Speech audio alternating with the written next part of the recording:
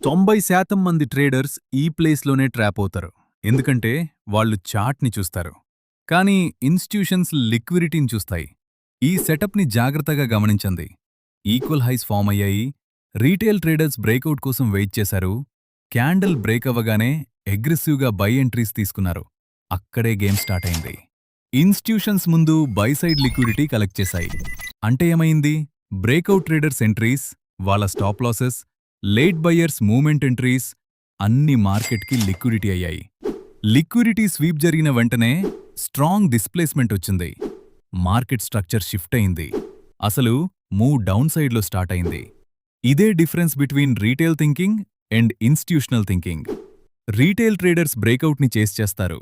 Professional ICT traders మాత్రం ఒకటే విషయం వెయిట్ చేస్తారు: లిక్విడిటీ టేకెన్ అయిందా లేదా. ఎందుకంటే రియల్ మూవ్ ఎక్కువసార్ లిక్విడిటీ స్వీప్ తర్వాతే వస్తుంది.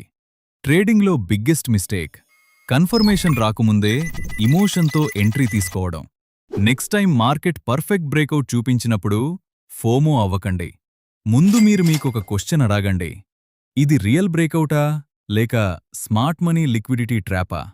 Follow trade with Vijay for professional ICT concepts, liquidity breakdowns and institutional trading education. ICT comment చేయండి. నెక్స్ట్ వీడియోలో ఈ సెటప్ని లైవ్ చార్ట్ పై ఎక్స్ప్లెయిన్ చేస్తాను.